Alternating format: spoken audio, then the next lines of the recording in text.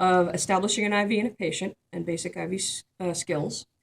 I wanted to show you all of the stuff that you would have needed. Obviously, this is just a practice demonstration for an arm, but you're going to need extra gauze that you need to bring into the room, an IV start kit.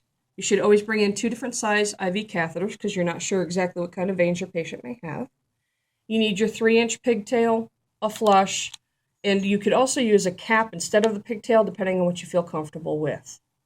So we have set everything, we've opened everything up, and before you touch anything and open anything up, you want to make sure that you wash your hands when you enter the room.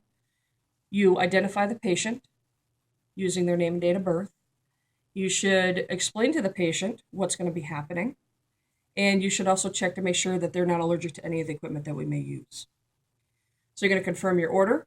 You're going to explain to the patient what's going to be happening, and while you're explaining to the patient, you could be setting up some of your stuff. So we have things set up already. You have your IV out of the package. You've got your gauze open and ready to go, your tourniquet. We've torn the opening to our ChloraPrep, and now we're going to flush our line here, our pigtail. So we're going to make sure that this tip stays on. We're going to flush the line because we do not want to put any air into the patient. So we flush our line.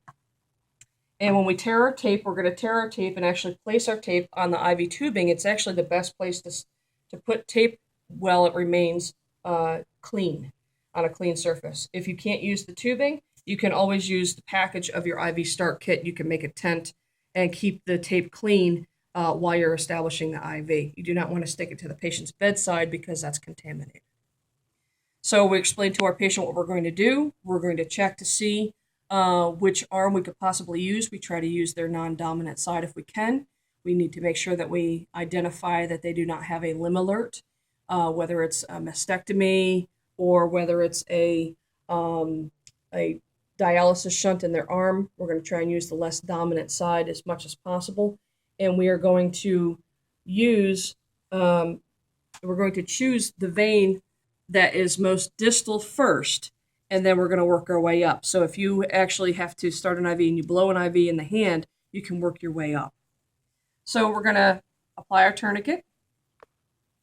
And the tourniquet is really easy to use if you cross your hands across the tourniquet, and you're going to actually stretch the tourniquet. And you want to actually stretch the tourniquet so you can tuck it underneath.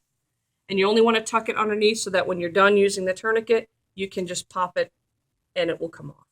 So we're going to tighten the tourniquet just enough so that you occlude or diminish the venous return, but you're not altering the arterial flow. So we're going to choose a vein that is going to be straight.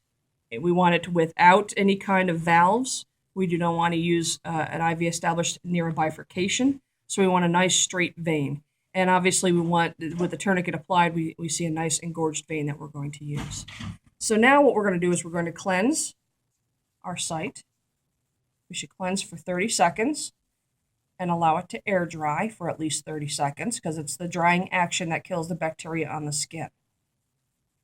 So now what we can do is, remember, you can't retouch the area once you've identified the area that you're going to utilize. So with taking your IV catheter out of the package with this end still being clean, you can actually just kind of do a little bit of a twisting motion on the patient's skin, and that gives them a little circular spot for you to identify on the patient's skin and say, yep, that's where I'm going to be putting my IV. So with the tourniquets that we have, we want to see that the tab is up, which means that the bevel is up, and we're going to enter the skin with the bevel up. You can also see that the IV catheter sits back from the tip of the bevel. So when we actually establish the IV, we're going to need to advance the catheter. I'm going to show you how to do that. So we're ready to go. You can pull the skin taut down and to the side. We do not want to go over our thumbs. We want to go beside our thumbs. And so we're going to actually make sure that we're bevel up, tab up, bevel up, and we're going to act like we're landing a plane. We don't want to go in an acute angle. That's going to destroy the vein. So we're going to just land our plane. So we're coming in at a shallow angle, going through the skin, and you'll probably feel a little bit of a pop. And what you're looking for is the flash of blood in this chamber. So once you see the flash of blood in the chamber, you do have to advance the catheter and the needle about 1/8 of an inch more, because remember, that catheter sits back from the bevel. So I want to advance the catheter a little bit more, and then you want to kind of brace your hand against the person's arm or hand, and you're going to push the catheter to the skin, the hub to the skin. Once the hub is to the skin, we're going to retract the needle. You hear the click, you know the safety device has been activated. Now we want to make sure that we release our tourniquet. And what I do, and everybody has their own way of doing it, there's a lot of different ways you can do it, but as long as you keep to the basics where you do not touch the area, you can manipulate the site any way you'd like. For me, I actually occlude above, because you think about it in the vein, the catheter is probably sitting right about here. So I'm going to occlude here. We can take a little bit of gauze and put it underneath just in case. So if it starts to bleed, we're going to catch it. I occlude up here, and I just take the needle off of the catheter hub, and I'm going to apply my 3-inch pigtail. I want to screw it down, make sure it's tight. Okay, and now we are going to secure the vein.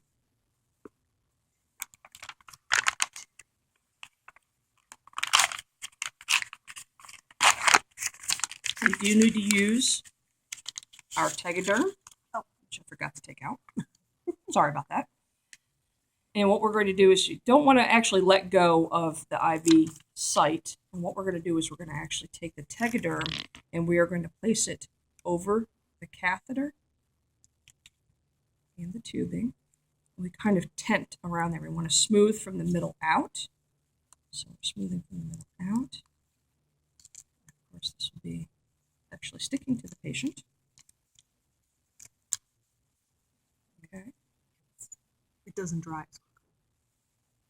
And then we're going to take our tubing, our tape, and we're going to secure it by using this as like a chevron over. Now remember, we don't want to put any tape over the site where the catheter enters the skin, because we want to make sure we keep an eye on that skin site to make sure there's no problems with any kind of infection. So now we can flush our IV. So we're going to flush with the first 5 mLs of your 10 ml syringe, your flush. You're going to flush to make sure that there's no signs of infiltration. There's no swelling or anything at the site. So we're going to do that for the first 5 mLs. And then what you want to do is you want to actually clamp the tubing while you're flushing. That puts positive pressure in the tubing so that the blood does not come back and leak out into the tubing and cause clots. So we're going to flush and clamp while we're flushing. Now we can take our flush off and we can continue to secure the area. So we can secure the area by putting another piece of tape here, so if that's the patient's arm, and you can double up the tubing, put it right next to the hub, like so. Okay, so now you have to make sure that you label your IV. We're going to put this along the side, and you date, time, and initial your IV start.